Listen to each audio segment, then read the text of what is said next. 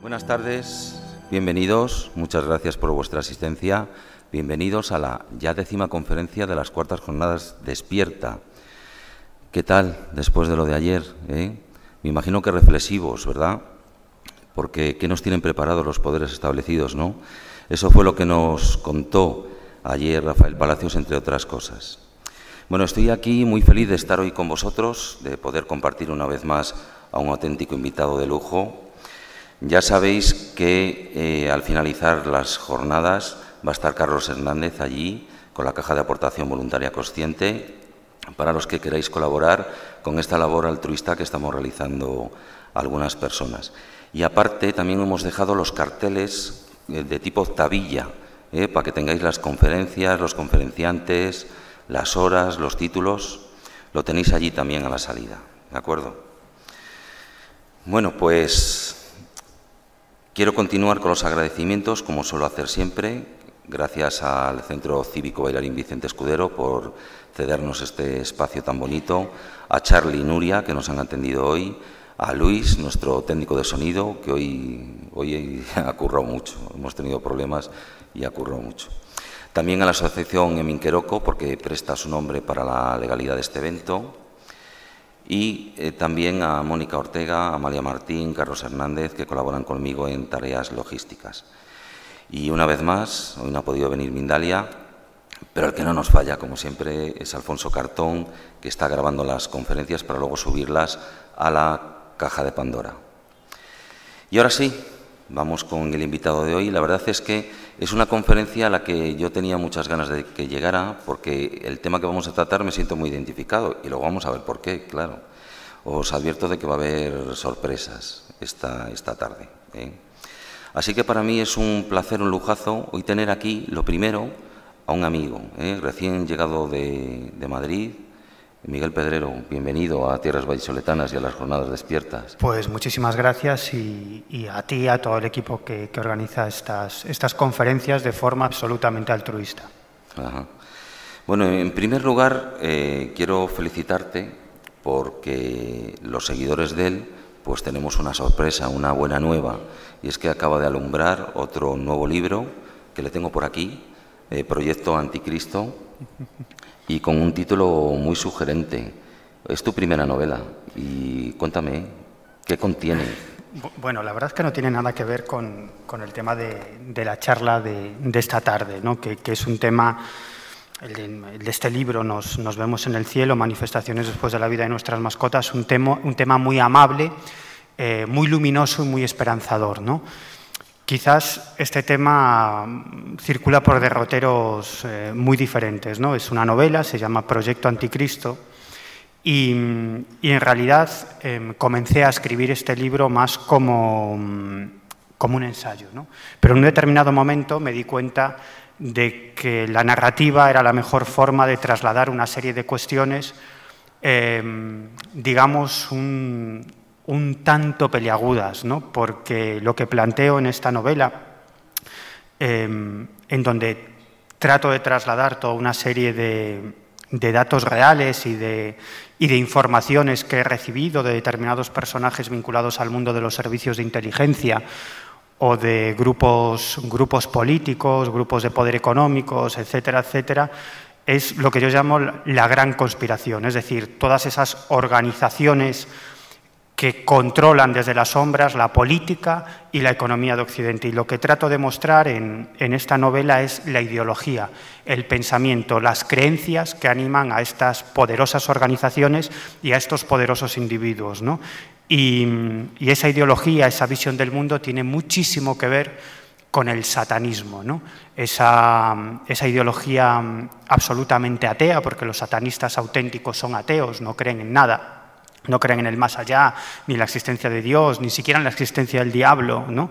Ese individualismo a ultranza y esa finalidad y ese objetivo que consiste fundamentalmente en dominar a las masas. Los satanistas dicen que los hombres se dividen en dos grandes grupos, ¿no?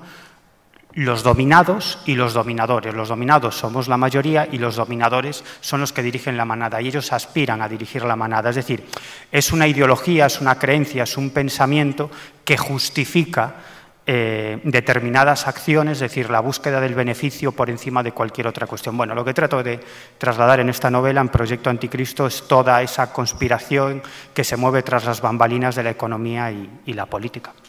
Y nosotros, que en estas jornadas despierta, pues estamos en la corriente de la luz, también es bueno conocer, entre comillas, al enemigo para saber de qué trata, ¿no? Y qué pretende.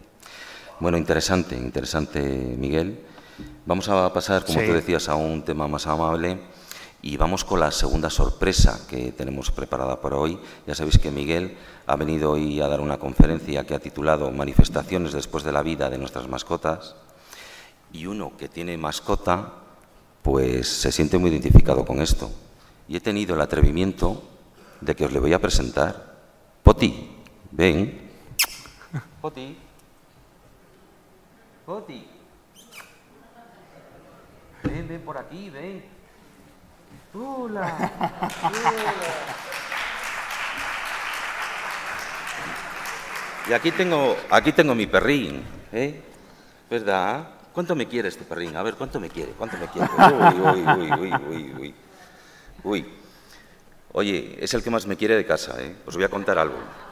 Sí, yo cuando llego a casa es el primero que venía a recibirme, el primero que me da besos. Y de tal forma que dije, esto lo tengo que comprobar, ¿no?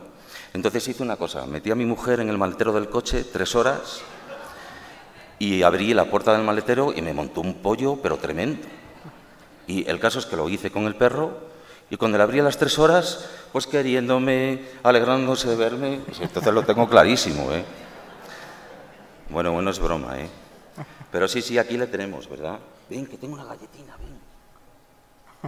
Toma un huesín, toma, mira. Mira, ven.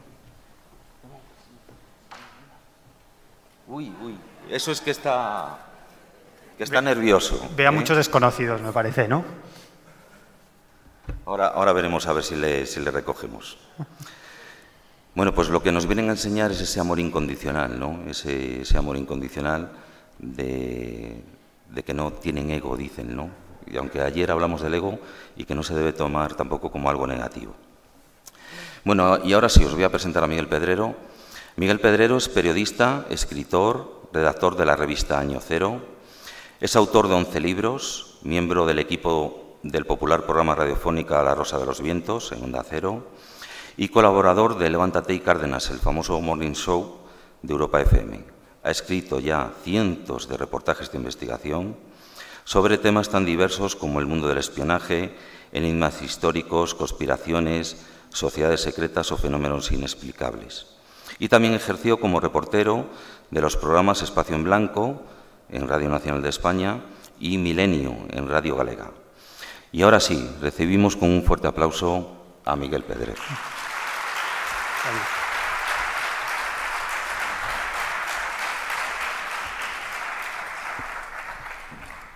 Bueno, muchísimas gracias por estar aquí esta tarde y por prestarme vuestro tiempo, ¿no?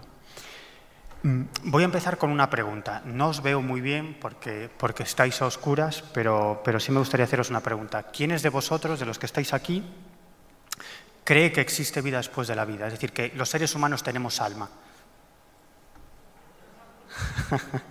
Bueno, prácticamente todos me lo imaginaba, ¿no? Porque el contenido de estas charlas, de este ciclo de conferencias, pues evidentemente atrae a gente con una determinada visión de la realidad, un determinado pensamiento. Pero os voy a hacer otra pregunta.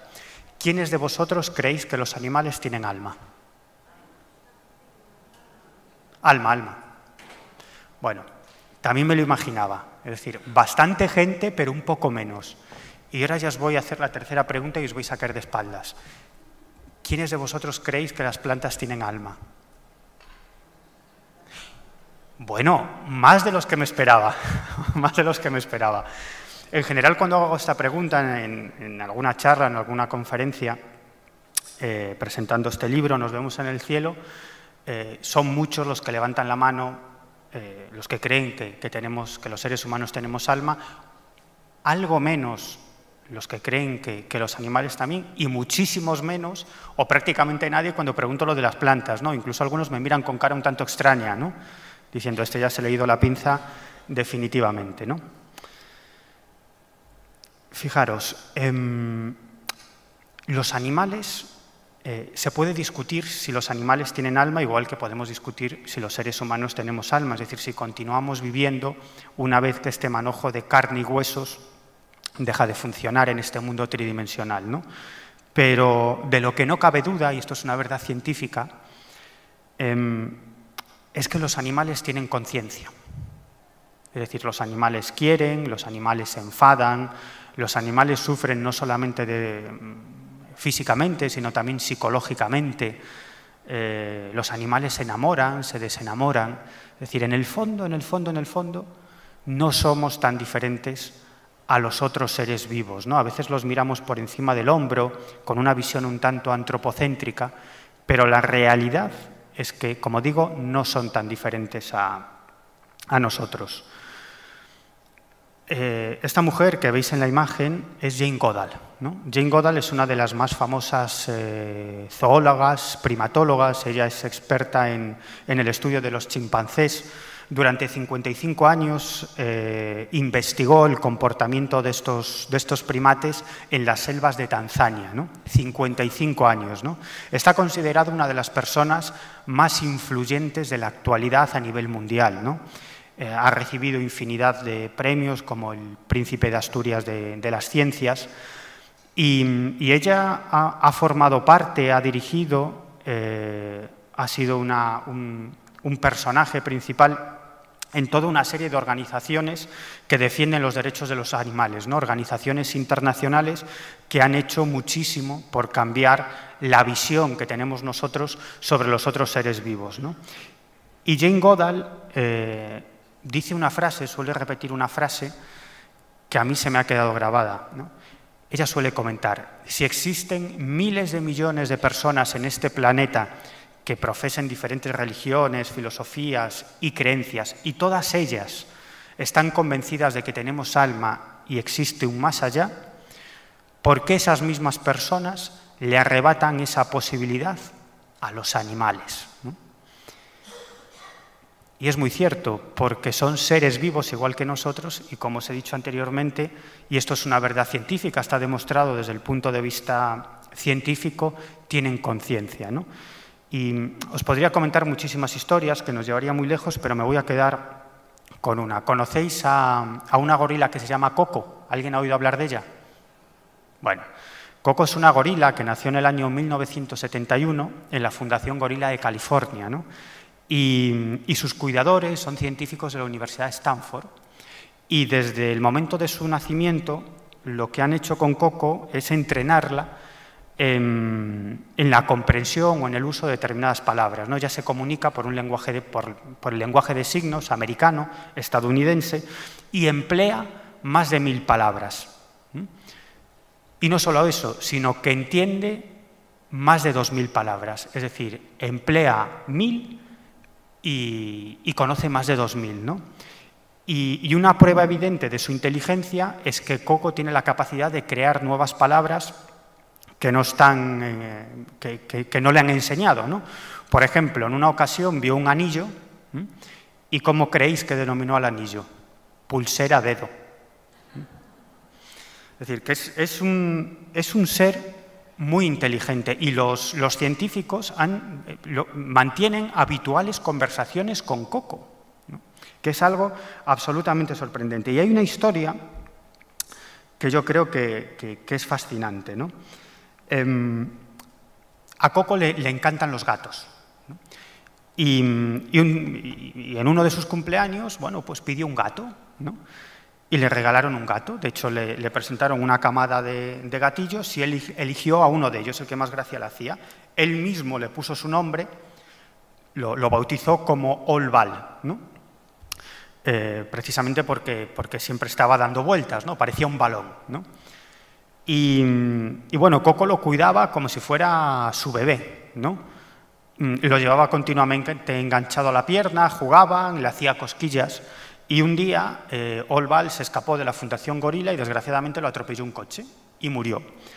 Y los científicos, sobre todo su cuidadora principal, que lleva trabajando con Con Coco desde el año 1971 se lo dijo, y Coco actuó como solemos actuar los seres humanos cuando nos avisan del fallecimiento de alguien muy cercano y que no nos lo esperábamos, ¿no? Al principio hizo como si no fuera con ella, ¿no? Pero inmediatamente entró en un llanto profundísimo, ¿no? Y aprovechando esta luctuosa circunstancia, los científicos intentaron averiguar cuál era la visión de Coco sobre el más allá, ¿no? Y llegaron a preguntarle, bueno, ¿dónde estaba el gato? ¿No? Coco había comprendido que el gato había fallecido, pero le preguntaron, ¿y ahora dónde está el gato? ¿No? Él dijo, triste gato, es decir, queriendo denotar o significar que estaba muy triste por la muerte del gato, y cuando le preguntaron, ¿dónde está ahora el gato?, ella contestó, sueño, ¿no? Entonces los científicos le preguntaron, ¿dónde van los gorilas cuando mueren? ¿No? Tanto los gatos como los gorilas, es decir, ¿dónde van cuando mueren? Y él y ella ofreció una respuesta absolutamente sorprendente. Atención, utilizó 3 palabras: cómodo, sagrado y adiós, ¿no? Es decir, los científicos todavía no tienen claro hasta qué punto Coco entiende el significado de sagrado, ¿no? Pero desde luego, cuando le preguntaron ¿dónde van los gorilas cuando mueren?, los científicos lo que le estaban preguntando a Coco era sobre el más allá. Y él contestó con 3 palabras: cómodo, sagrado y adiós. Y a continuación le preguntaron, ¿y los gorilas cuando mueren cómo están? ¿Tristes? ¿Felices? ¿Contentos? ¿Con miedo? Y Coco contestó con una palabra: sueño. Ahí lo dejo, ¿no?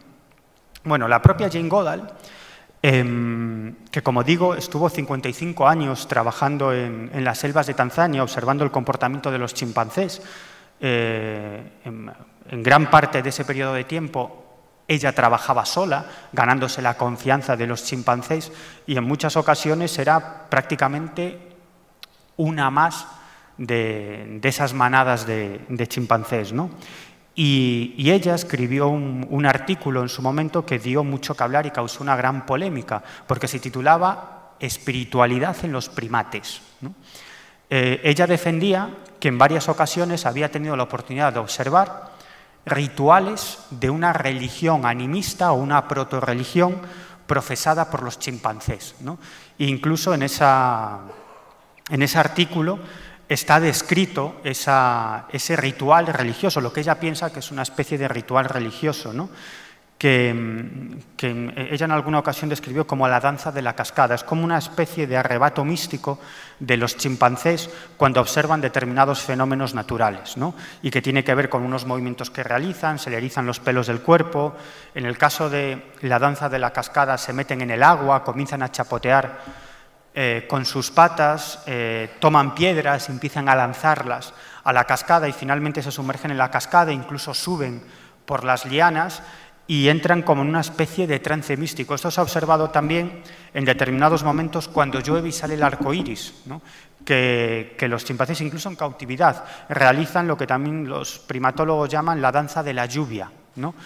Que según Jane Goodall y otros primatólogos muy importantes como Frans de Waal, que también está considerado como una de las 100 personas más influyentes del mundo, precisamente porque sus investigaciones sobre el comportamiento de los primates dicen mucho sobre el propio origen de los pensamientos y de las emociones de los seres humanos. Y Frans de Waal también observó en cautividad esa danza de las lluvias, como si quisieran a veces que lloviera y a veces con esa danza que dejara de llover, ¿no? Y esto no es muy extraño porque determinados pueblos tradicionales en todo el mundo realizan determinadas danzas o rituales para que llueva y ni siquiera tenemos que irnos tan lejos. Hoy en día en el orbe católico, pues esto de sacar a las vírgenes o a los santos, ¿no? Para que llueva y las cosechas reciban ese preciado líquido elemento está a la orden del día, ¿no?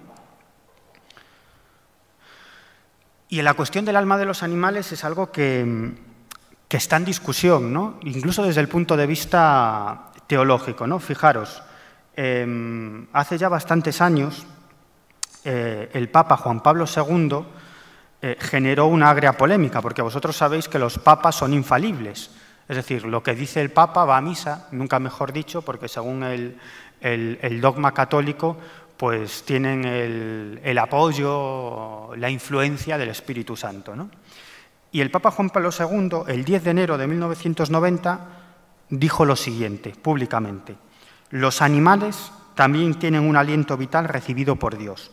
Bajo este aspecto, el hombre, salido de las manos de Dios, aparece solidario con todos los seres vivientes. Así, el Salmo 103-104 no establece distinción entre los hombres y los animales, cuando dice, dirigiéndose al Dios creador: todos ellos de ti están esperando que les des a su tiempo su alimento. Tú se lo das y ellos lo toman. Luego el salmista añade: les retiras tu soplo y expiran, y a su polvo retornas. Envías tu soplo y son creados, y renuevas la faz de la tierra. Por consiguiente, la existencia de las criaturas depende de la acción del soplo, espíritu, etcétera, etcétera. Bueno, pues grandes medios de comunicación y periódicos muy importantes abrieron en sus portadas con el siguiente titular, esa cosa que nos gusta tanto a los periodistas, lo de los titulares, ¿no? El Papa abre las puertas del cielo a los animales, ¿no?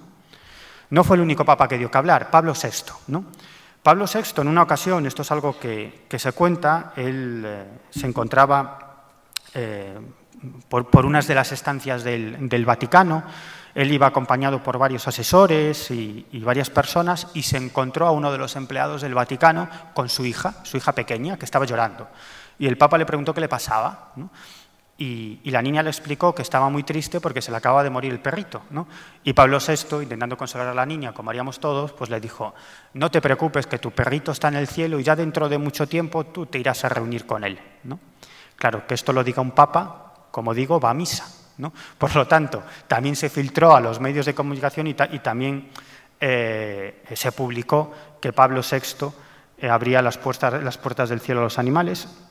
Y también el Papa Francisco realizó unas declaraciones hablando de que el soplo del Espíritu de Dios influye en toda la creación, y los medios de comunicación pues interpretaron que toda la creación pues indudablemente también tenía que ver con los animales, y por lo tanto estaría aludiendo a esa supuesta alma de los animales, ¿no?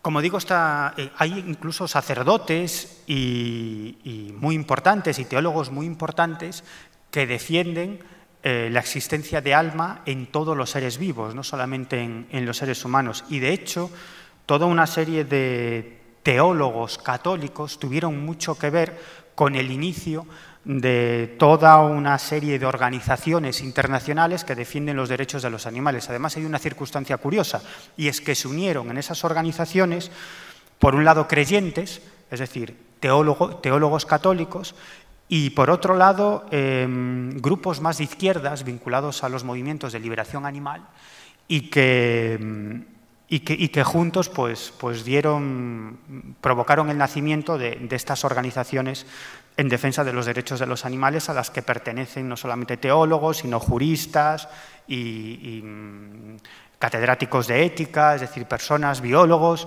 es decir, gente muy, muy influyente, que lucha desde diferentes puntos de vista y desde diferentes campos, desde distintos campos, por el reconocimiento de los derechos de los animales, ¿no? Por ejemplo, en el ámbito de las iglesias protestantes, ¿no? Pues en este ámbito hay mayor aceptación en que los animales puedan tener alma, ¿no? De hecho, aquí vemos a Francisco Javier Alonso, que fue uno de los personajes que entrevistamos para este libro que hoy estoy presentando, Nos vemos en el cielo.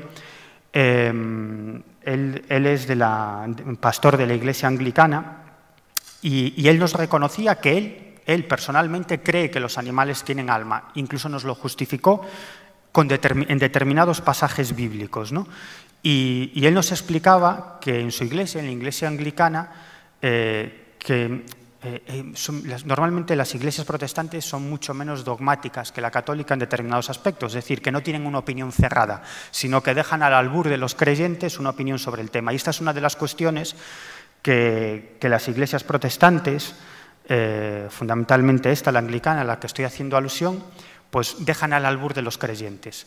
Es decir, que no interfieren en la creencia de los creyentes en el sentido de si piensan que los animales tienen alma o no tienen alma, ¿no?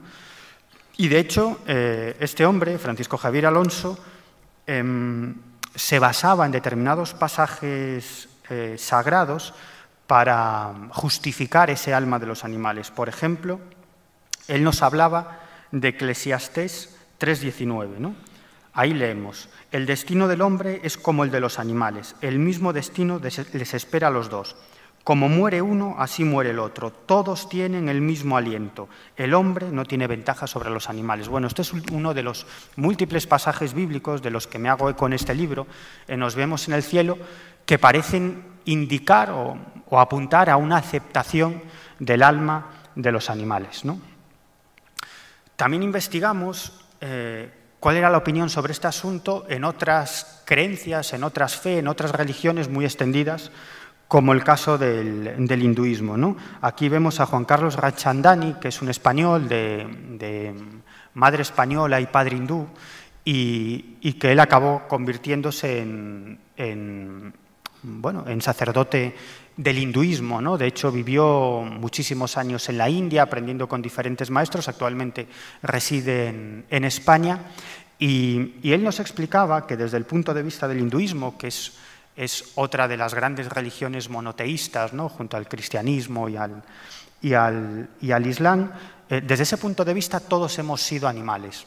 Fijaros qué curiosos, ¿no? Ellos plantean una especie de escala evolutiva en la que nosotros pasamos, primero naceríamos en este planeta como animal acuático, luego como reptil, luego como ave, más tarde como mamífero, y de ahí evolucionaremos a nuestra primera existencia como ser humano. Desde este punto de vista, todos somos humanos, ¿no? Y de hecho, el hinduismo, hasta cierto punto, vincula la existencia de alma no solamente a los animales, sino también a las plantas y a los vegetales. Incluso acepta que nosotros, antes de existir como animales, pudimos existir como minerales o como vegetales, ¿no? De hecho, desde el punto de vista del hinduismo, es posible que un ser humano vuelva a reencarnar en animal, precisamente por acumular mal karma, es decir, por realizar acciones negativas, lo que conllevaría un retroceso en nuestra escala evolutiva y podríamos volver a nacer como animales. Pero fijaros qué curioso, desde el punto de vista del hinduismo, los animales no pueden acumular karma, es decir, simplemente se mueven por instintos, ¿no? Por lo tanto, su evolución en cuanto a animales es automática, ¿no? Es decir, ni acumulan carga positiva ni acumulan carga negativa porque no son capaces de realizar acciones positivas ni acciones negativas, ¿no? Al contrario de lo que dice el budismo, ¿no? De hecho, este es uno de los lamas que entrevistamos para este libro, Nos vemos en el cielo, el lama Geshe Choeden, y él nos explicaba que desde el punto de vista del budismo, al contrario que el hinduismo, sí se considera que los animales pueden acumular karma, es decir, que los animales tienen conciencia y pueden actuar haciendo el bien o haciendo el mal. Y esto es algo que va en consonancia con lo que hoy sabemos del comportamiento de los animales, es decir, que tienen conciencia, ¿no? Os podría poner muchos ejemplos, pero me voy a centrar en uno. Un experimento muy curioso que además no fue realizado con primates, ni con perros, ni con gatos, como os podéis imaginar, sino con ratones, ¿no? El experimento era muy sencillo, es decir, pues tomaban un receptáculo, una caja transparente, y dentro metían virutas de chocolate, ¿no? Los investigadores, ¿no? Los estudiosos, los científicos. Y el ratón tenía una sola oportunidad para abrir esa caja y degustar esas virutas de chocolate. Había como una especie de palanquita que el ratón tenía que empujar, y se abría esa caja, él comía las virutas de chocolate, bueno, y ya está. Pero luego hicieron un segundo experimento. Esa caja transparente la dividieron en dos receptáculos. En uno pusieron las virutas de chocolate y en otro a un congénere, a otro ratón que no conocía. Es decir, a un miembro de su especie desconocido para ese ratón, ¿no? Solamente tenía una oportunidad para abrir una de las compuertas. O bien abría la compuerta donde estaban las virutas de chocolate, o bien abría la compuerta donde estaba su congénere prisionero y lo liberaba, ¿no? ¿Qué creéis que eligieron por amplia mayoría todos los ratones que participaron en ese experimento. Liberar a su congénere en más de un 80% y quedarse sin degustar esas virutas de chocolate. Fijaros, los animales tienen conciencia y tienen un concepto de la moralidad. De hecho, el primatólogo del que os hablaba anteriormente, Frans de Waal, como digo, considerado una de las 100 personas más influyentes del mundo en la actualidad, él defiende que los animales, que cualquier ser vivo tiene un concepto moral básico, ¿no? Que la moral no tiene tanto que ver con la religión ni la cultura, sino que tiene que ver con la existencia de un ser viviente. Cualquier ser viviente, por el hecho de vivir, ya presenta en sí mismo una moralidad. Es decir, él dice, los animales saben perfectamente que está mal agredir a un miembro de su manada. Saben que está mal robarle la comida a un miembro de su manada. Es decir, saben qué cosas están mal y qué cosas están bien, e incluso también practican el arrepentimiento y el perdón, ¿no? Es decir, no somos tan diferentes en el fondo. Y también el espiritismo, ¿no? Desde el punto de... fijaros, en el ámbito del budismo, tanto en el hinduismo como en el budismo, una de las acciones que puede llevarnos a reencarnar en un animal es precisamente maltratar en esta vida a un animal. Es decir, maltratar a un animal puede llevarnos a reencarnar en un animal. Bueno, también ahondamos, sería muy largo, no quiero entretenerme mucho en esta parte, pero también ahondamos en la creencia o la vinculación de determinadas creencias con esa cuestión del alma de los animales, pues como digo, otra serie de fes y de creencias como el ámbito del espiritismo, ¿no? Aquí veis a Allan Kardec, él fue el fundador del espiritismo moderno tras la publicación de su libro, El libro de los espíritus, en el año 1857. En realidad este libro era una recopilación de toda una serie de mensajes que habían recibido médiums en diferentes partes del mundo, y Kardec lo que hizo fue compilar todos esos mensajes y crear una especie de doctrina de creencias, ¿no? Bueno, pues desde el punto de vista del espiritismo, los animales, por supuesto, también tienen alma y existe un más allá para los animales. Pero los animales nunca podrán encarnar en seres humanos, ni los seres humanos en animales. Es decir, desde el punto de vista del espiritismo clásico, nuestra evolución iría por caminos paralelos, pero nunca jamás se cruzarían. Como os digo, esto no es lo que piensan muchos otros espiritistas con los que he hablado, que están convencidos que los animales tienen alma. Y ahora os voy a contar historias, ¿no? Porque la mayor parte de este libro, el mayor número de páginas de este libro, de Nos vemos en el cielo, tienen que ver con historias, con circunstancias, con casos que les han sucedido a personas de carne y hueso, personas además residentes en España, ¿no? Como digo, el objetivo de este libro era fundamentalmente dar a conocer historias de personas que habían mantenido contactos con sus mascotas una vez que éstas habían fallecido, lo que se viene a llamar pues una aparición fantasmal, ¿no? Yo llevo décadas investigando casos, tanto mi compañero en este libro, el coautor de este libro, Carlos Fernández, como yo, llevamos décadas investigando casos de personas que han mantenido contactos con familiares o amigos fallecidos, ¿no? Personas que no tienen ninguna vinculación con este tipo de temáticas y que en cierto momento observan la aparición, la presencia de un familiar o amigo fallecido que en muchas ocasiones llega a transmitirle un mensaje o con el cual incluso llega a mantener una conversación, ¿no? Bueno, como digo, recopilamos muchos casos y entre ese universo de casos teníamos un par de ellos en los cuales los, entre comillas, fantasmas no eran seres humanos, sino que eran animales. Y lo que hicimos fue apartarlos a un lado, marginarlos y meterlos en el cajón de la anécdota, ¿no? Y un día nos preguntamos por qué demonios habíamos hecho esto, ¿no? Y nos dimos cuenta que habíamos pecado de antropocentrismo, ¿no? Y pensamos, si los seres humanos tenemos conciencia, somos seres vivos, los animales también son seres vivos y según los últimos estudios científicos también tienen conciencia y moralidad. Por lo tanto, si aceptamos la existencia de un alma en los seres humanos, ¿por qué no en los animales? Si aceptamos que pueden existir este tipo de sucesos, es decir, personas que fallecen y que su espíritu o su alma se aparece ante personas queridas que todavía viven en este mundo tridimensional, ¿por qué no puede pasar lo mismo con los animales? Y comenzamos a investigar, a recopilar casos, a informarnos, unas historias nos llevaban a otras, a recibir diferentes informaciones y al final nos encontramos con decenas y decenas y decenas de casos de este tipo, ¿no? En este libro hemos plasmado, no todos, ¿no? Algunos de ellos, hay casi una treintena de casos, si no recuerdo mal, precisamente decidimos incluir aquellos que eran más interesantes y también aquellos que eran diferentes unos a otros, ¿no? Y la gran sorpresa que nos llevamos, fijaros, es que las características básicas de las apariciones fantasmales, entre comillas, protagonizados por personas fallecidas y por mascotas, por animales fallecidos, las características eran prácticamente similares o similares. La misma forma de materializarse y desmaterializarse.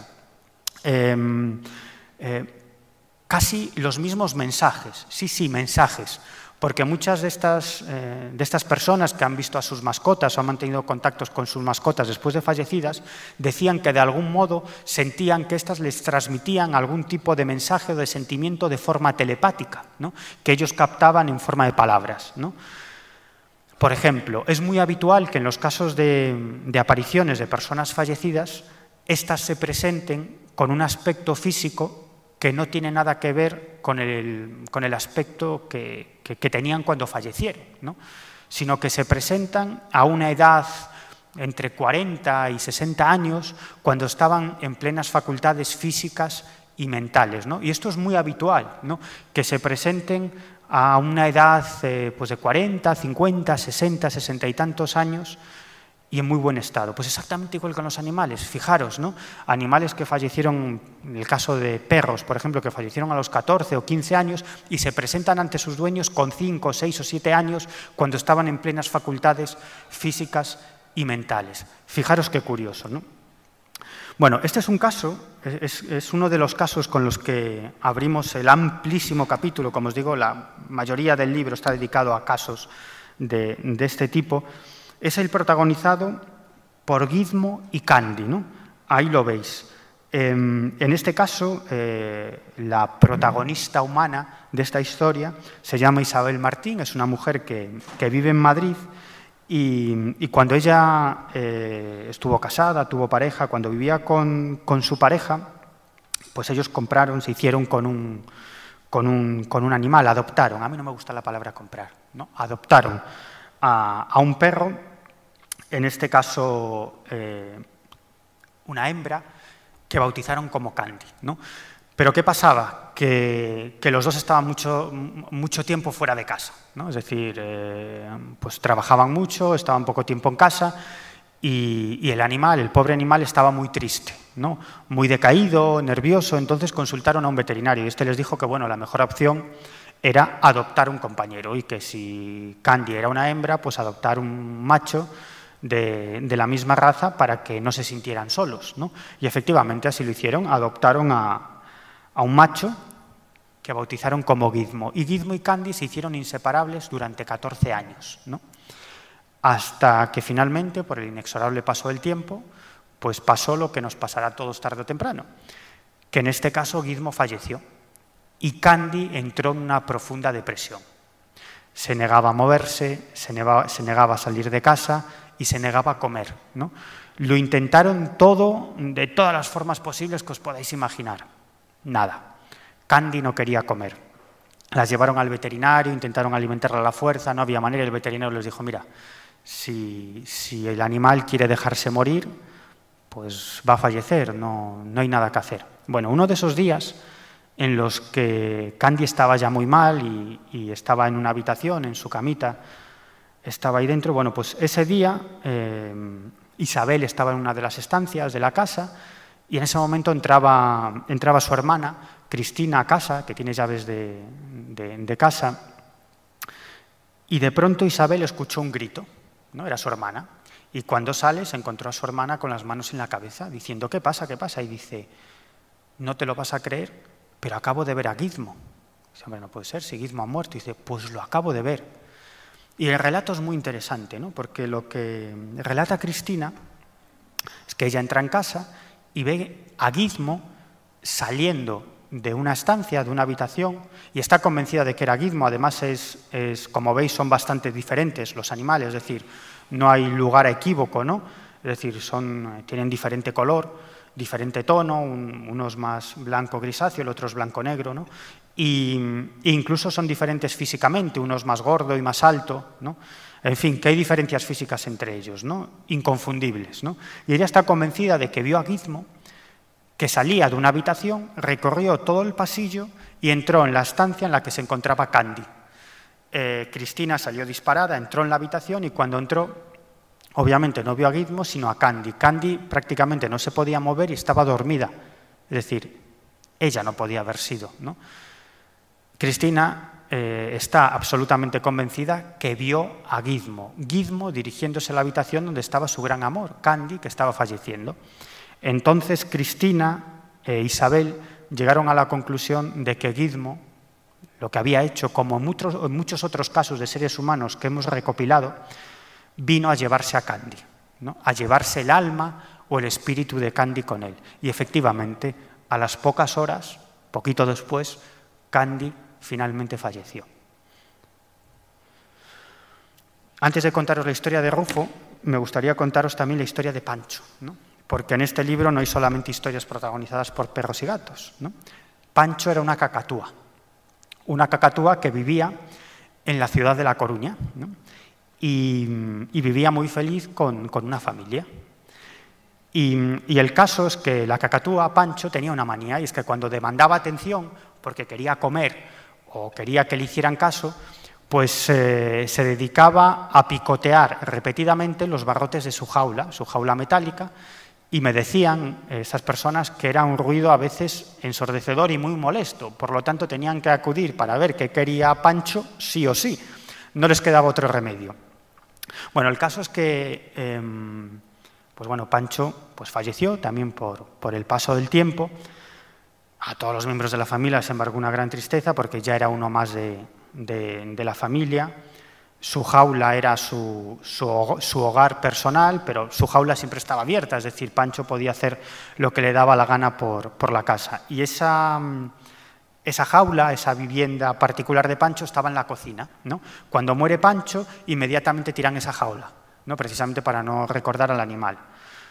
Bueno, pues esto sucede una tarde, a la noche siguiente estaban viendo la televisión y de pronto escuchan el inconfundible sonido de Pancho demandando atención. Entonces se levantan de forma inmediata, ¿no? Sin pensárselo demasiado, pero claro, se dan cuenta de que no podía ser porque Pancho estaba muerto. Aún así entraron en la cocina y ese sonido estaba ahí, en la cocina, justo en el lugar donde estaba la jaula. Pero no os creáis que sucedió una vez, ni 5, ni 10, ni 15. Estuvo sucediendo esto durante más de un año. Al principio con mucha asiduidad y a medida que iba pasando el tiempo, pues estos fenómenos también se iban espaciando, ¿no? Hasta que finalmente, pasado año y pico, pues los fenómenos cesaron y no volvió a suceder, ¿no? Es decir, cuando pensamos sobre los animales o la conciencia de los animales, siempre nos vienen a la mente pues, la imagen de un perro, un gato, o un primate, o incluso un elefante, ¿no? Pero no pensamos en las aves, ¿no? Hay una historia muy curiosa que tiene mucho que ver con la de Coco, que os conté antes. Durante mucho tiempo, una serie de psicólogos de la Universidad de Harvard, sobre todo una psicóloga, se dedicó a entrenar a un loro llamado Alex, ¿no? Que falleció hace unos años, creo recordar que en el año 2007, con 30 y tantos años de edad, ¿no? Y Alex empleaba más de 150 palabras, ¿no? Y es muy curioso, porque cuando Alex estaba falleciendo, ¿sabéis lo que le dijo a su cuidadora? A su cuidadora durante más de 30 años, ¿no? Esta psicóloga de la Universidad de Harvard. Le dijo, te amo, y preguntó, ¿hay mañana? ¿Qué estaba preguntando con hay mañana? ¿Qué estaba queriendo decir el loro? ¿Estaba preguntando si había un más allá?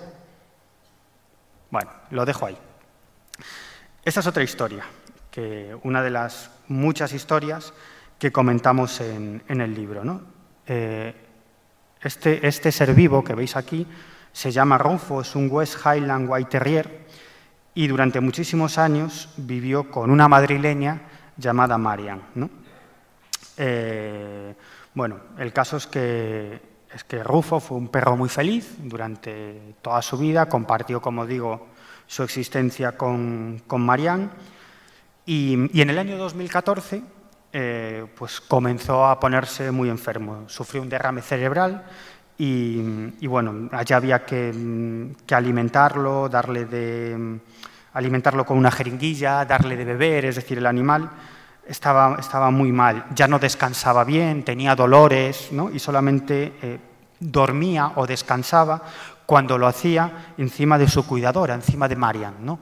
Al final, en sus últimos momentos, en sus últimos meses de vida, si no dormía encima de Marian, el animal ya no estaba tranquilo, ¿no? Y bueno, finalmente pues hubo que ponerle la inyección definitiva porque el pobre Rufo estaba sufriendo muchísimo, ¿no? Bueno, pues horas después del fallecimiento de Rufo, Marian se acostó y tuvo un sueño. En ese sueño veía a Rufo acercándose hacia ella, ¿no? Muy feliz, muy contento. Esto le dio ánimos, ¿no? Pero es que 4 o 5 días después vivió otro sueño, experimentó otro sueño en el que veía a Rufo triste y enfadado, como si se sintiese abandonado, ¿no? Como diciendo, que estoy en un sitio donde no te veo, tú no estás conmigo, ¿no? ¿Qué es lo que pasa? ¿Por qué no me haces caso? ¿Me has abandonado? ¿No? Esa es la sensación que le daba Marian, ¿no? Y al fondo, en ese sueño, estamos hablando en principio de una experiencia onírica, en principio, veréis luego por qué, veía a un hombre, ¿no? A un hombre que expresó una frase, dijo: no me parece buena idea dejarlas solas con el perro. Era como una especie, me decía Marian, de cuidador de Rufo en el otro lado, ¿no? Bueno, finalmente consiguió que Rufo se tranquilizara. Ella se veía en ese sueño sentada en un sillón. Rufo se sube encima de ella y se coloca como hacía habitualmente Rufo cuando descansaba con ella o se echaban una siesta juntos, ¿no? Y es que se acostaba en su brazo, con la cabeza en su hombro y su pata izquierda tocándole la cara, ¿no? Bueno, el caso es que Marian se despierta, estaba echándose una siesta, se despierta y mira el reloj, son las 6 de la tarde, ¿no? Pero Rufo seguía ahí. No lo veía, pero notaba su peso y notaba su tacto, incluso llegaba a acariciarlo, ¿no? Rufo estaba ahí y ella estaba despierta, eran las 6 de la tarde. Pero es que Rufo estuvo con ella aproximadamente 1 hora. Marian me decía que ahí estaba hasta que se le empezó a dormir el brazo del peso del animal. Y entonces empezó a decirle a Rufo que se tenía que ir, que iba a estar bien en el lugar en el que se encontraba y que tenía que irse ya. Y dice que poco a poco fue desapareciendo ese peso del cuerpo del brazo, hasta que finalmente pudo mover ese brazo. Aún tendría una nueva experiencia, porque tiempo después, cuando Rufo vivía, siempre pasaba lo mismo. Rufo dormía a sus pies, en su cama, y cuando ella se levantaba por las mañanas y entraba al servicio, Rufo iba detrás, ¿no? Pues aproximadamente un minuto y pico después, el animal entraba en el servicio tambaleándose, con cara de sueño, ¿no? Como diciéndole, oye, ¿por qué nos despertamos tan pronto, ¿no? Y siempre hacía lo mismo, pues ella estaba pues lavándose los dientes o sentada en la taza del váter, y Rufo lo que hacía, pues llegaba a su lado y se sentaba a sus pies, ¿no? Bueno, pues tiempo después, semanas después de que Rufo hubiera muerto, pues una de esas mañanas, pues Marian se levanta, entra al baño y ella me comenta que ve cómo entra Rufo en ese baño, en ese servicio, ¿no? Incluso llega a rozarle la pierna y se sienta a sus pies y luego se difumina. Esta fue la última vez que Marian observó a Rufo. Esta es otra historia también muy interesante, ¿no? Las protagonistas son 2 mujeres y la historia es completamente diferente a lo que os acabo de contar, ¿no? Bueno, una de las protagonistas es María. María es una buena amiga que vive en la ciudad de La Coruña Ella es una persona con una serie de capacidades psíquicas y mediúmnicas absolutamente extraordinarias y ella se dedica de forma totalmente desinteresada a ayudar a gente a pasar al otro lado. Es decir, gente que está falleciendo, enfermos terminales, ella pues los ayuda a pasar al otro lado. Muchas veces le avisan sus familiares o incluso los médicos de un hospital de paliativos, ¿no? Aunque convive habitualmente con la muerte, es una persona absolutamente alegre, ¿no? Y feliz. Y ella siempre dice que morir no es nada, ¿no? Es otro paso o otro escalón en nuestra evolución, que es infinita, ¿no? Con lo cual no le da demasiada importancia y, como os digo, es una persona muy feliz. Bueno, pues una de estas veces estaba falleciendo en un hospital de paliativos el marido de una buena amiga suya, ¿no? Y con lo cual, pues bueno, esta amiga le pidió que, como suele hacer en más ocasiones, que ayudara a este hombre llamado Jorge, al cual le detectaron un cáncer de pulmón incurable, que lo ayudara a ir al otro lado porque se encontraba muy nervioso, no aceptaba la situación. Y una de las noches en las que Jorge ya estaba muy mal, María se acercó a este hospital de paliativos, entró en su cuarto y comenzó a hacer lo que hace habitualmente.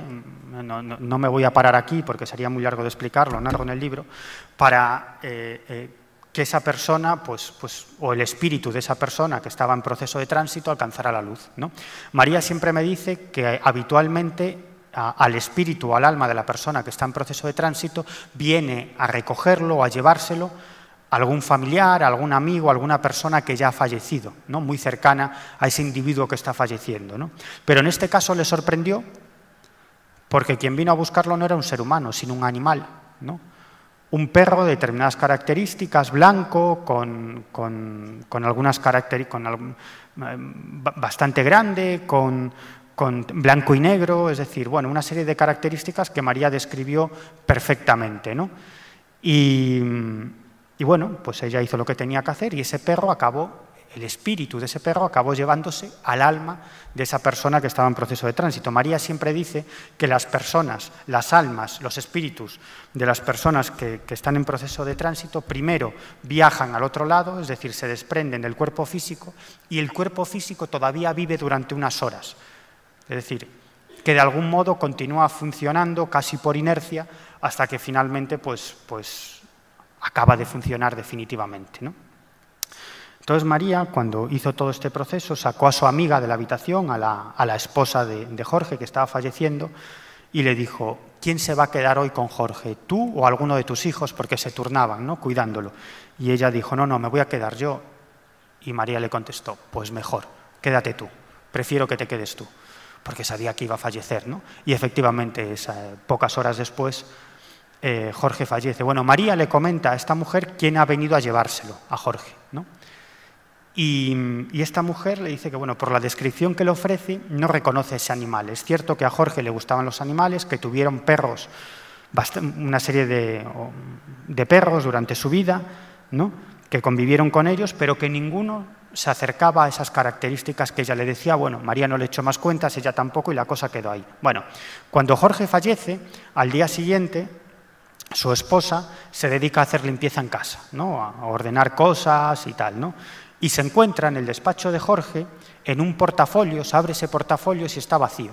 Solamente hay una foto, ¿no? Y es la foto que veis aquí, ¿no? El niño que veis en la foto era Jorge, de chaval, de muy niño, ¿no? Pues tendría, no sé, 3 o 4 años, y está junto a un perro, ¿no?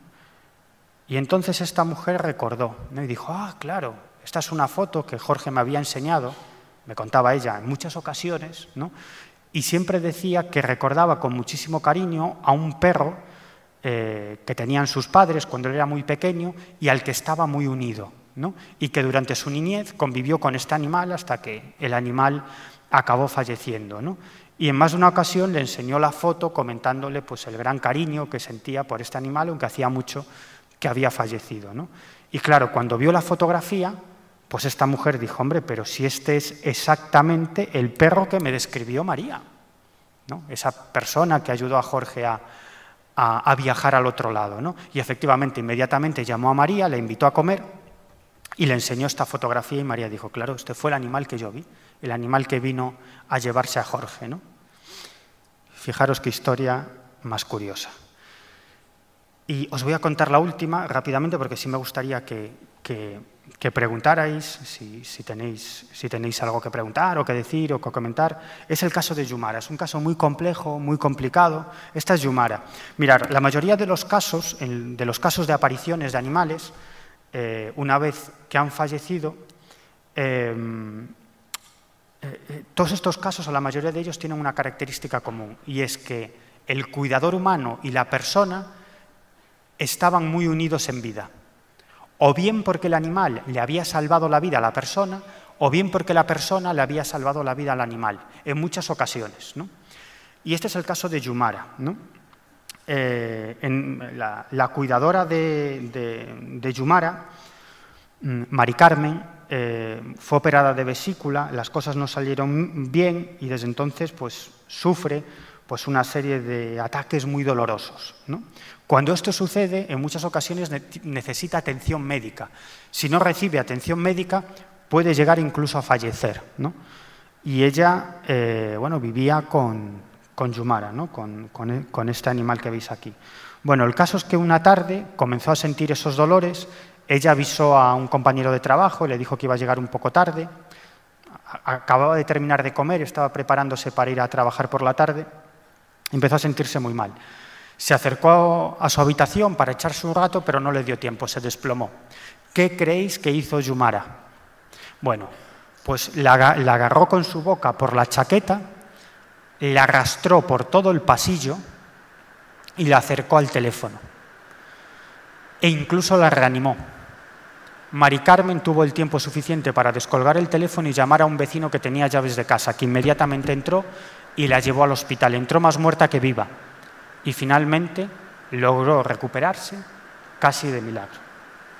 Bueno, aquí veis a Mari Carmen con otro de los animales con el que comparte vida, que es Jovi, ¿no? Que también tiene un papel fundamental en esta historia. Veréis, Yumara fallece y comienzan a pasar una serie de fenómenos extraños, ¿no? Entre ellos, que en 2 ocasiones Mari Carmen sueña con Yumara. Una noche en la que Mari Carmen estaba durmiendo, sueña que Yumara se le aparece y la observa, la mira con cara de preocupación, de mucha preocupación. En ese momento Mari Carmen se despierta de forma inmediata y ve a Jovi, al animal que veis ahí con ella, que estaba ahogándose, ¿no?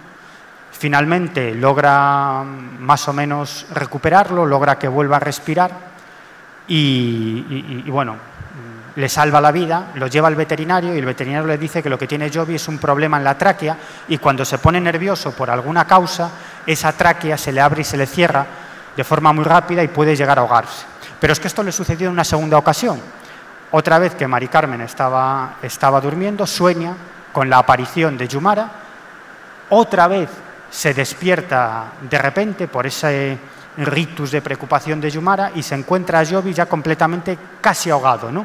Estaba rígido, con las 4 patas hacia arriba y en este momento pues ya tenía un supositorio que le había dado el veterinario y eso hizo que el animal pues se recuperase y Mari Carmen le salvó la vida por segunda vez y ella está convencida que fue por la aparición de Yumara. Pero es que pasaron muchas más cosas, ¿no? Ahí veis a Yumara también, como por ejemplo un juguete con el que ella solía entretenerse, es decir, Mari Carmen o sus amigas cuando iban a su casa le tiraban este muñeco y Yumara iba por él y cada vez que lo agarraba con su boca, pues el muñeco hacía el típico muac muac, ¿no? De los muñecos de goma.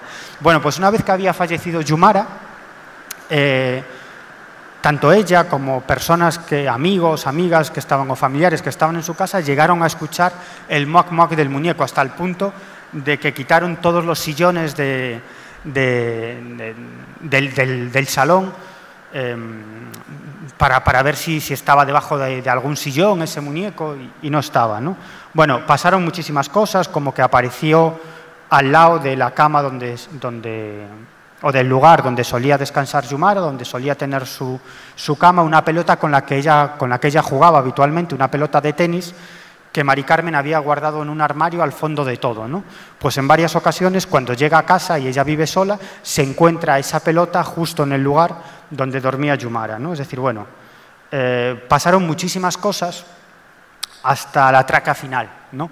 Una noche en la que observa a Yumara, observa la aparición fantasmal de Yumara, ella estaba en el salón tomando unas anotaciones para un trabajo que estaba preparando, y de pronto levanta la vista y se encuentra a Yumara delante de ella. Pero era la típica imagen de la aparición fantasmal que tantas veces he recopilado o he escuchado de tantísimos testigos, ¿no?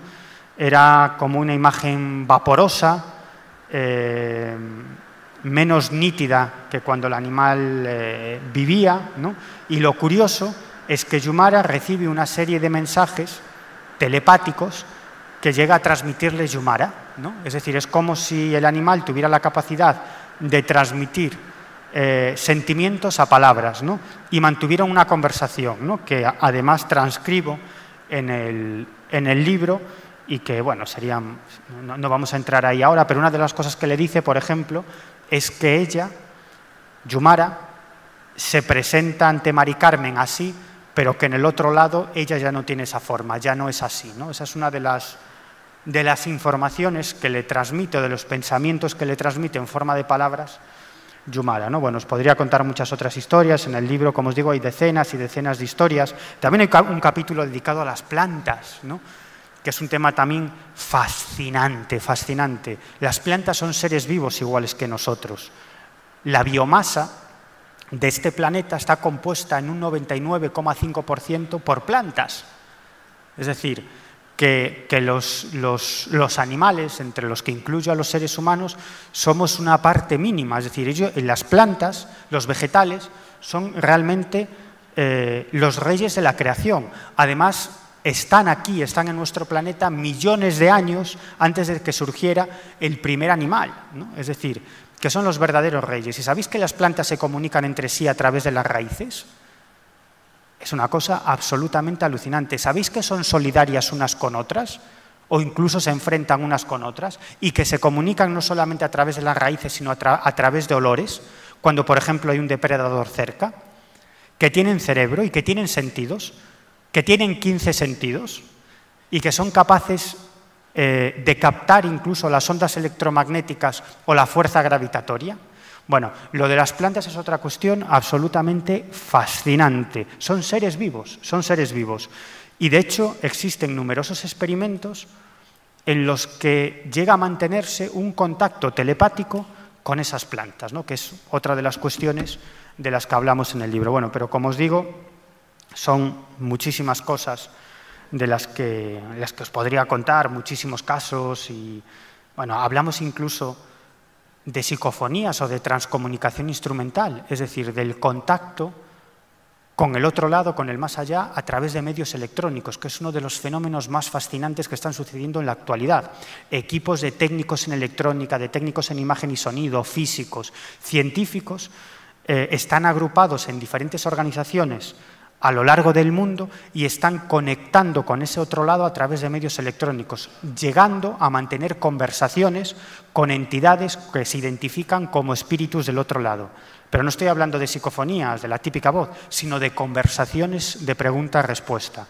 Bueno, pues en algunas de esas conversaciones sale a relucir el tema del alma de los animales, y es tremendamente curioso. Y es más, estas personas, estos técnicos, no solamente llegan a captar voces, sonidos de ese más allá, sino también imágenes. Y en algunas de esas imágenes aparecen animales, ¿no? Porque en la cosmogonía que rodea a este movimiento de la transcomunicación instrumental, pues esta cosmogonía apunta también a la existencia de un más allá, no solamente para los seres humanos, por supuesto, sino también para los animales y, ojo, también para los vegetales. Ahí lo dejo.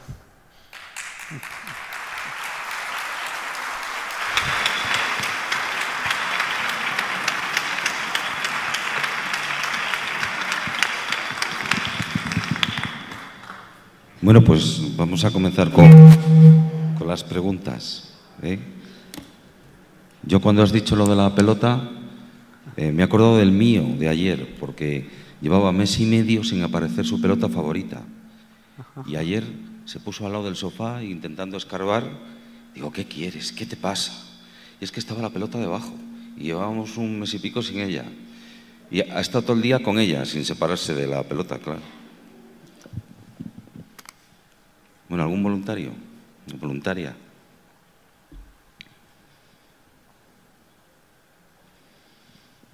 Bueno, veo que todos lo tenéis claro.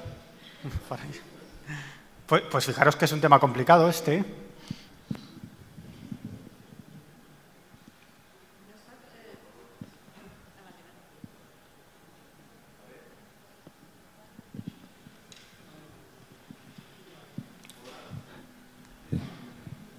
Estaba encendido, ¿eh? Hola, hola. Ahora sí. Sí, nada, era preguntarte, yo tengo una tortuga de agua desde hace ya más de 15 años. ¿Todo lo que has dicho sería también aplicable a este animal? Perdón, es que no escuché a qué animal te... Una tortuga de agua. Pues ¿por qué no? ¿Por qué no? Es decir, mira, la tortuga de agua es un ser vivo, igual que un perro o un gato o una lagartija. Yo siempre digo lo mismo, que podemos discutir sobre si los animales tienen conciencia o no, que como digo, ya no es una cuestión que esté en discusión, sino que es una verdad científica, ¿no? Pero podemos discutir si los animales tienen alma o no. Ahora, de lo que no podemos discutir es de que los animales tienen sistema nervioso. Es decir, que sufren tanto físicamente como biológicamente. Por lo tanto, si les hacemos daño, sufren, igual que nosotros, igual que los seres vivos. Y yo creo que esa es una verdad indiscutible y que debemos cambiar nuestra visión sobre los otros seres vivos, ¿no? Porque cuando eso se ha comprobado en observaciones de campo, cuando unos cazadores matan, por ejemplo, a un elefante, ¿no? Pues los miembros de su familia lo sienten, igual que si nos mataran a un hijo, un padre o un hermano, y lo están velando toda la noche. Velan el cadáver, los elefantes, incluso lo entierran, es decir, depositan arena y ramas encima de ese elefante. Incluso le arrancan los colmillos y se lo pasan, esos colmillos, unos a otros, ¿no? Como si fuese algo que pertenecía al que ha muerto, y lo recuerdan. E incluso los elefantes se acercan unos a otros, esos familiares y esos amigos del elefante fallecido, y digamos que se tocan con sus trompas, ¿no? Es decir, como si se estuvieran consolando o besando, ¿no? En el fondo estamos asistiendo al entierro y al velatorio de un ser vivo, ¿no? Y solo a la mañana siguiente los elefantes continúan su camino. A veces vemos los elefantes como cosas, ¿no? Y no nos damos cuenta de que tienen relaciones sociales, relaciones amorosas, congéneres que les quieren y que tienen una vida. Igual que nosotros tenemos una vida, ellos también. Sí, yo te quería preguntar sobre los gatos, si conoces alguna historia, y también yo he oído muchas veces que ellos detectan la presencia de personas fallecidas en vida. Bueno, pues en este libro hay varias historias sobre gatos y precisamente una de las historias tiene que ver con lo que usted ha comentado, ¿no? Un gato que detecta la presencia de un espíritu, ¿no? Pero en este caso no solamente lo estaba detectando el gato, sino también un medium que se encontraba en esa sala. Es una historia muy bonita que también narro en el libro, ¿no? Es verdad que los gatos parece que tienen una sensibilidad especial. Yo he leído hace poco que los animales no tienen conciencia de la muerte como la tenemos las personas. No sé si usted ha estudiado más, claro. Yo lo he leído hace poco, pero no sé si es cierto o no. Pues no sabemos hasta qué punto tienen conciencia de la muerte, pero lo que está claro es que muchos de ellos tienen una conciencia de la muerte, claro. Saben que eso lo decía, mira, eso lo decía, por ejemplo, Franz de Waal, ¿no? El primatólogo y antropólogo que comentaba anteriormente, ¿no? Uno de los científicos más importantes de la actualidad, ¿no?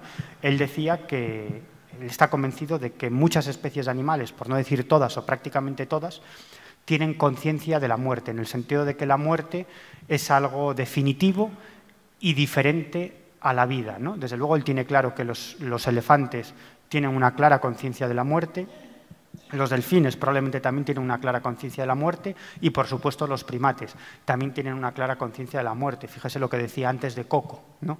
Esa gorila que se comunica con sus cuidadores, científicos de la Universidad de Stanford, empleando más de 1000 palabras mediante el lenguaje de signos y comprende más de 2000.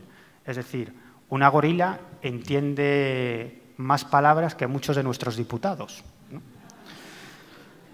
Y desde luego es mucho más profunda en sus respuestas. Y cuando le preguntaron, oye, ¿a dónde van los gorilas cuando mueren? Pues respondió, ¿a dónde van? ¿A qué lugar? Respondió, cómodo, sagrado, a Dios. Y sueño. Estaba describiendo el más allá. Desde el punto de vista de un gorila, en este caso de una hembra, de una gorila. Sueño, cómodo, sagrado, a Dios.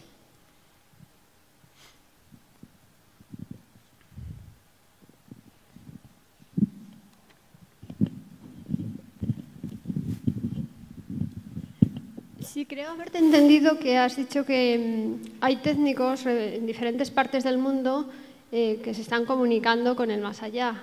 Entonces sí que me gustaría saber de qué manera se comunican, qué lenguaje utilizan y qué es lo que, qué información están teniendo. Gracias. Bueno, esto merecería otra charla aparte, ¿no? El movimiento se llama transcomunicación instrumental. Es el contacto con ese más allá a través de medios electrónicos. Uno de los métodos más utilizados, por ejemplo, son radios desintonizadas, ¿no? A través de ese canal vacío, ese canal blanco, digamos que esas entidades utilizarían como portadora, como onda portadora, ese canal vacío, ¿no? Incluso ese ruido de fondo, ¿no? Que es lo que emplearían para modularlo y comunicarse, ¿no? con esos transcomunicadores que están grabando esas conversaciones, ¿no? Y como digo, no es una cuestión de frases sueltas, sino que hay preguntas-respuestas, auténticas comunicaciones. Y en muchas ocasiones esas entidades del más allá hacen gala de unos conocimientos exhaustivos e incluso a veces de cierta chulería, en el sentido que llegan a comunicarse con los presentes, y esto ha pasado en alguna ocasión, en 5 o 6 idiomas. E incluso pronuncian frases con palabras en diferentes idiomas, ¿no? Es una forma de mostrar que el fenómeno es real, ¿no? Es una prueba de que el fenómeno es real, ¿no? Cuando desde el más allá, desde ese pretendido más allá, pronuncian una frase que tiene palabras en 5 idiomas y la frase tiene sentido, pues sería una prueba, ¿no? O cuando se comunican en 5 idiomas, ¿no? Bueno, sería una cuestión muy larga de explicar. Desde el punto de vista de la cosmogonía de la TCI, no existe la reencarnación. Esa es la cosmogonía de la TCI, que es contraria a la del espiritismo clásico, ¿no? Solamente existe un más allá, que es nuestro siguiente escalón evolutivo, y a partir de ahí continuaríamos ascendiendo en ese proceso evolutivo hasta llegar al origen de todo, a Dios o a la chispa divina, ¿no? Desde el punto de vista de la TCI, todos somos chispas de la esencia de todo, chispas divinas, ¿no? Es decir, Dios somos todos formamos parte de Dios o todos somos Dios, ¿no? Que en su inmensa sabiduría lo que ha hecho es hacer que diferentes partes de él, entre comillas, vivan diferentes experiencias para su mayor perfeccionamiento, ¿no? Bueno, por ahí va un poco la cosmogonía de la TCI. Hola. A ver, mira, me llama la atención una cosa que has dicho. Se supone que en nuestra evolución vamos hacia adelante. Sin embargo, tú has dicho en un momento determinado que vamos hacia atrás. Se supone que los protoespíritus, plantas, animales, vamos evolucionando hacia seres superiores. Y de repente has dicho que podemos echar marcha atrás. Sí, eso lo define tanto el hinduismo como el budismo.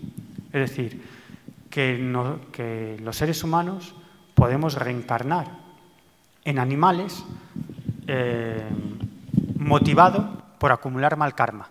Es decir, por ser unos cabroncetes, ¿no? Básicamente, por comportarnos como como malas personas, ¿no? Comportarnos mal con nuestros semejantes, ¿no?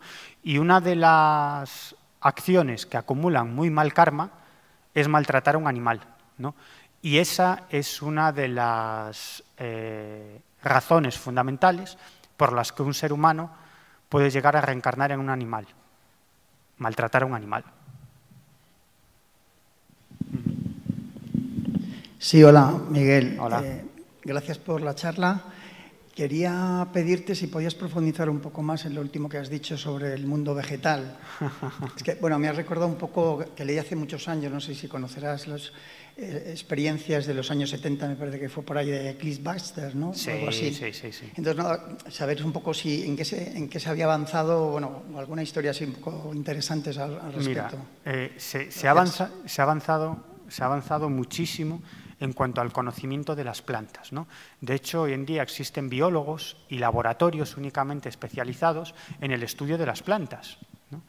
Y de los vegetales.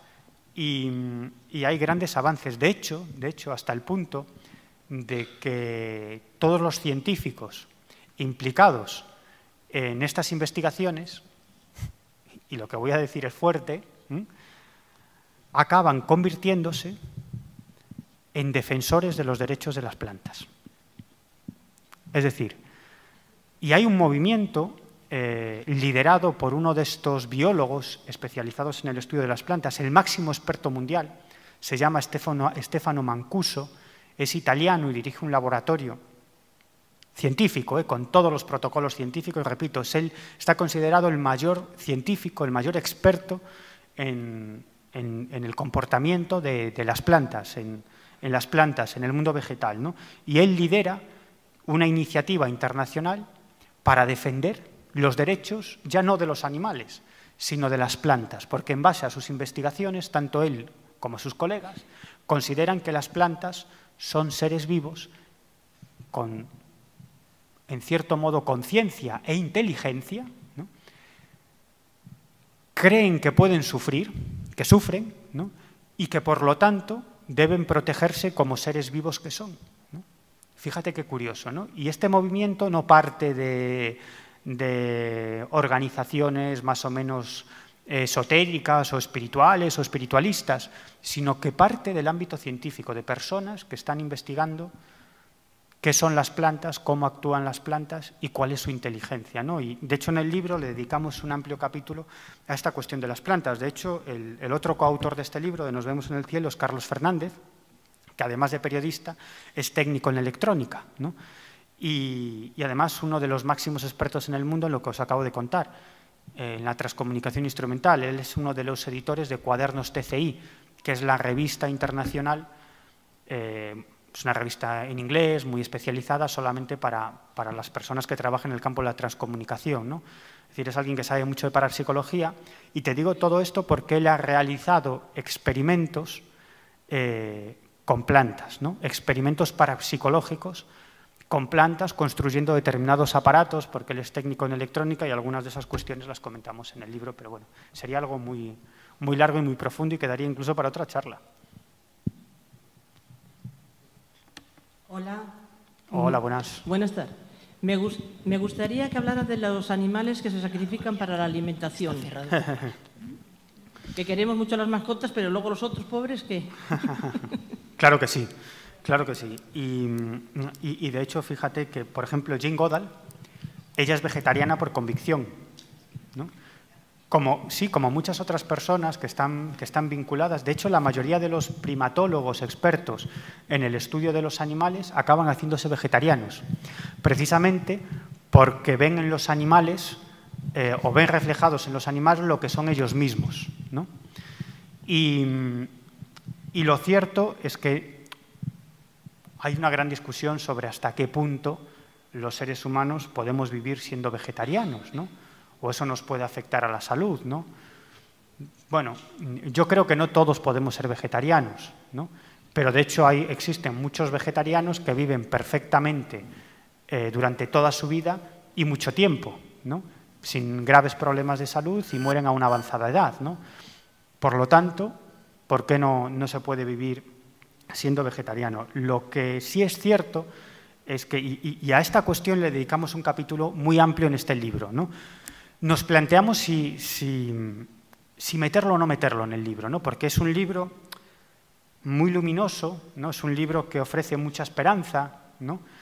Y lo sé por los lectores, ¿no? que transmite, bueno, paz, serenidad, felicidad, ¿no? Y que eso es lo que queríamos transmitir con este libro, ¿no? Pero no podíamos obviar que existe un auténtico genocidio con los animales, ¿no? Y no lo podíamos obviar. Por lo tanto, escribimos ese capítulo que titulamos precisamente Holocausto Animal.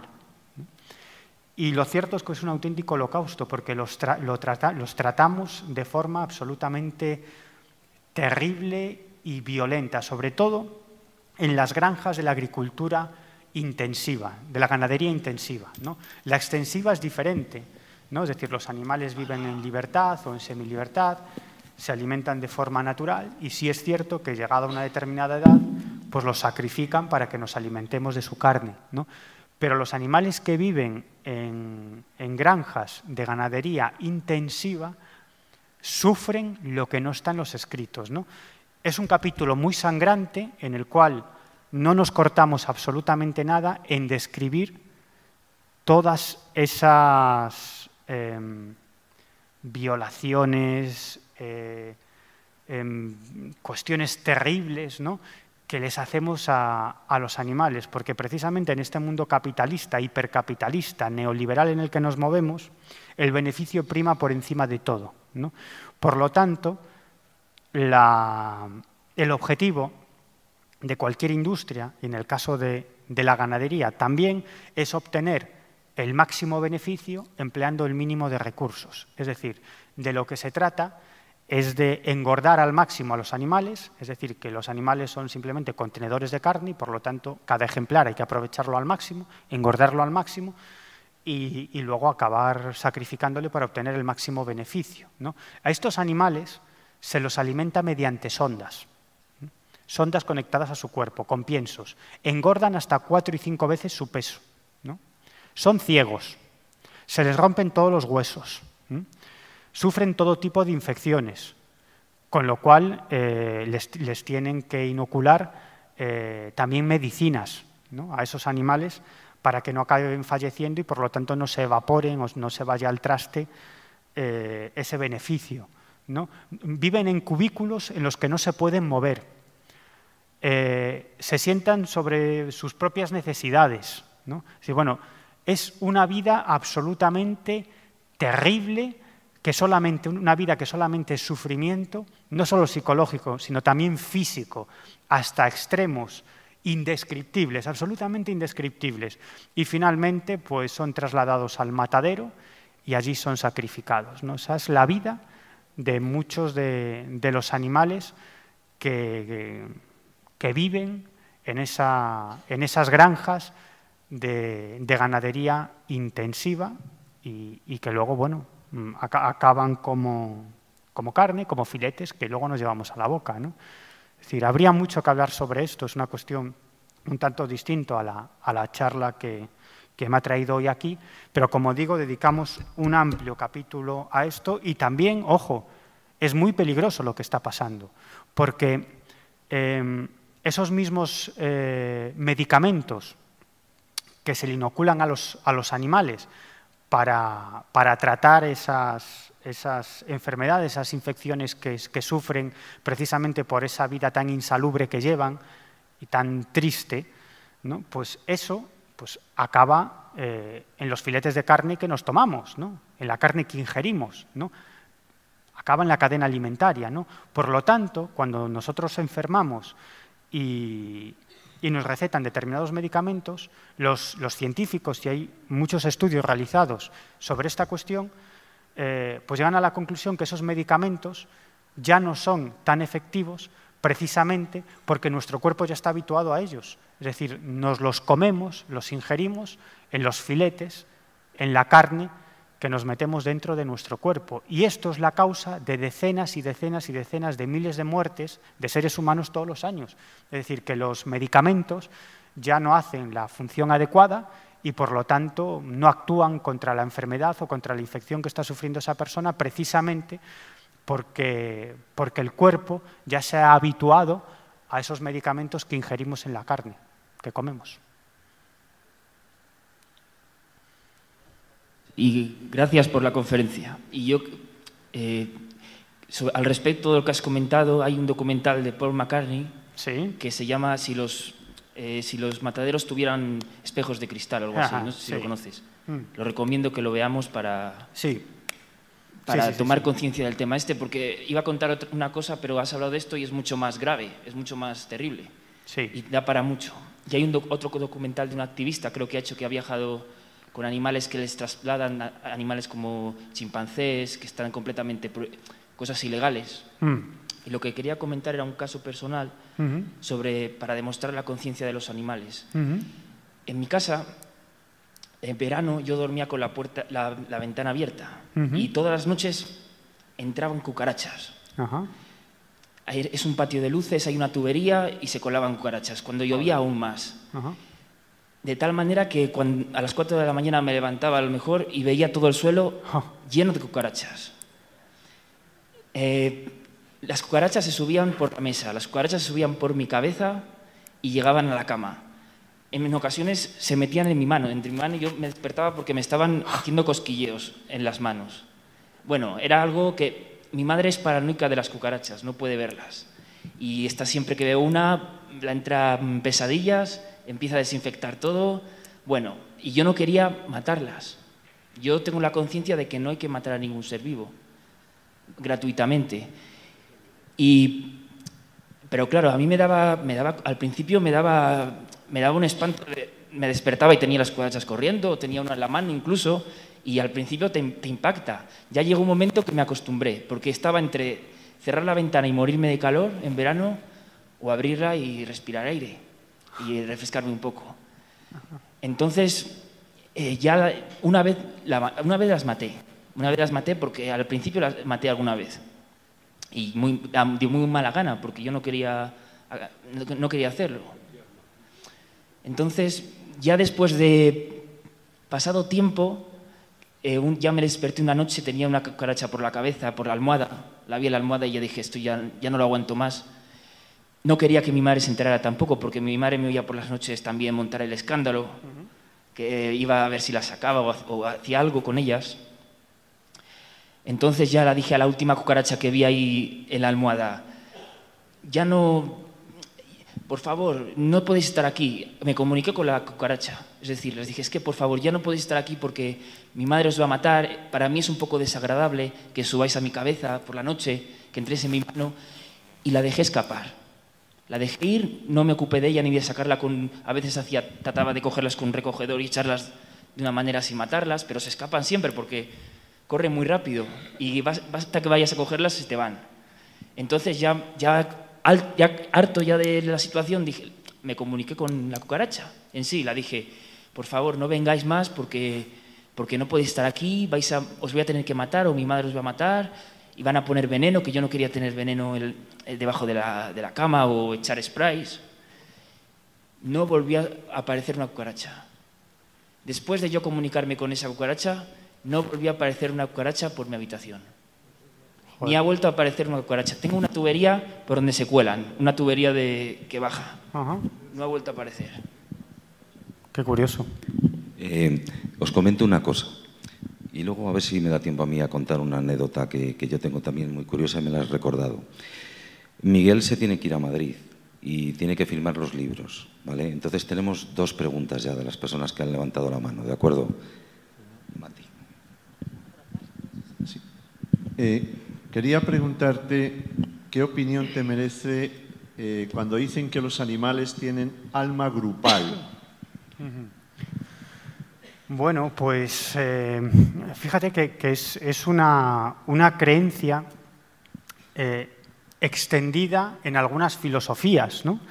Que los animales no tienen un alma individual como nosotros, sino que es algo más grupal, ¿no? Y de hecho existen algunos pensadores o algunos creyentes en en el campo de la comunicación con los espíritus que apuntan a esta posibilidad, ¿no? A los animales como almas grupales, ¿no? Y de hecho también hay informaciones sobre ese aspecto en algunos psicólogos y psiquiatras que realizan regresiones, ¿no? Y regresiones a vidas pasadas, ¿no? Y hay recopilados algunos casos en los cuales las personas recuerdan sus vidas pasadas no como seres humanos, sino como animales, ¿no? Y no solamente recuerdan su vida como animales, sino el momento de su fallecimiento cuando eran animales, ¿no? Y ahí algunos de ellos llegan a describir su alma como algo grupal, ¿no? Como que formara parte de un grupo, ¿no?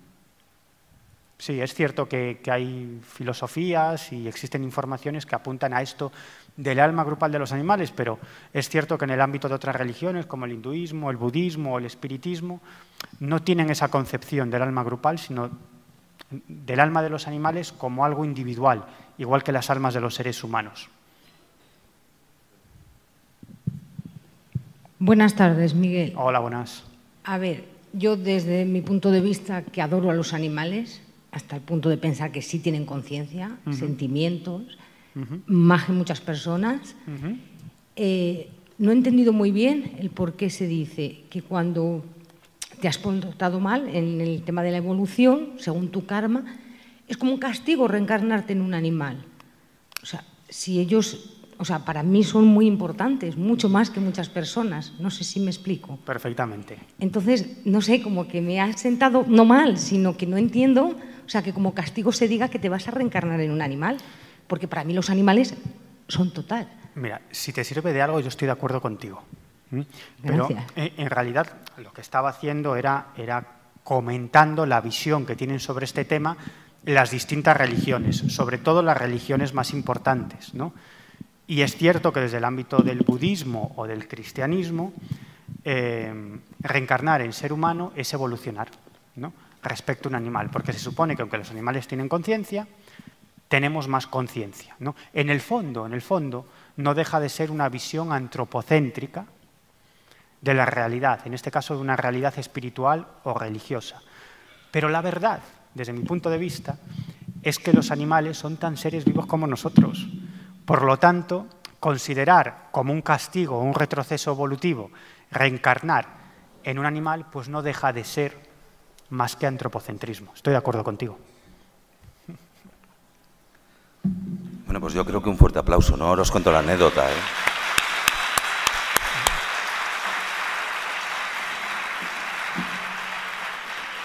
Bueno, a mí el tema me ha encantado, ya sabéis por qué, porque tengo mascota. Y cuando has contado lo de las cucarachas me he acordado de una anécdota importante en mi vida.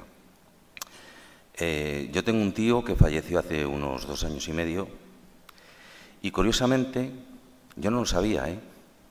Él había pedido que sus cenizas, porque él es de Palencia, se esparcieran por el Cristo del Otero.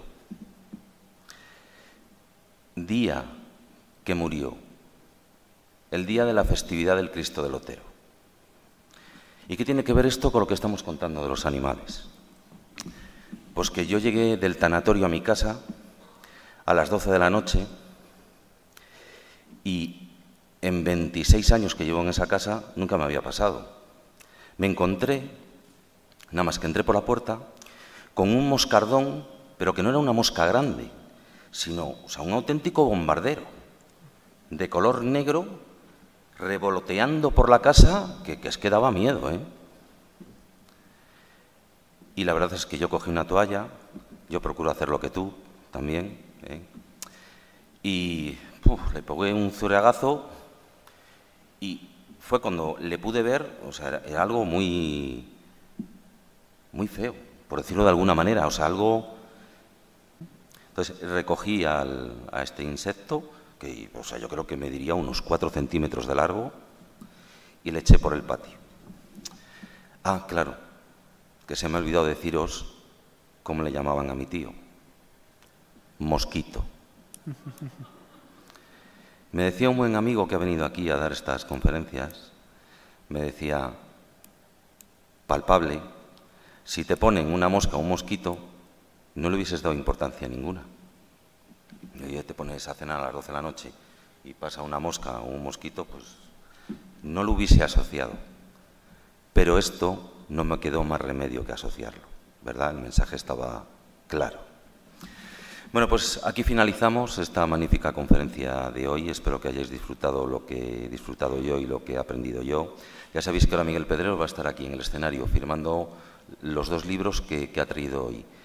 El Proyecto Anticristo, que es su última obra, y este, de Nos vemos en el cielo, y os le podéis llevar firmado por el autor. Recordaros que a la salida de actos va a estar Carlos Hernández con la caja de aportación voluntaria consciente y también con esos folletitos de las próximas conferencias. Ya conocéis que las próximas conferencias son los días 2 y 3 de junio, os lo recuerdo, con el contactado más afamado, por lo menos de este planeta, Sisto Paz, y con el chamán más reconocido a nivel internacional en España, Emilio Fiel Millo. Vamos a cerrar con un trío de un auténtico broche de oro. Y ahora ya solamente queda que 6 portadores de lo que aquí se ha contado lo pongáis en práctica y lo extendáis comentándolo, porque en eso consiste el despertar de conciencia, en adquirir conocimiento y sabiduría, en interiorizar, en amarnos a nosotros mismos y a los demás, incluidos los animales. Y como decíamos ayer, también ante la mentira y la injusticia, el perdón pasar a la acción, ¿de acuerdo? De esta manera lograremos entre todos crear un mundo donde se expandan el amor, la luz y la verdad, y que este mundo sea mejor. Así que muchas gracias.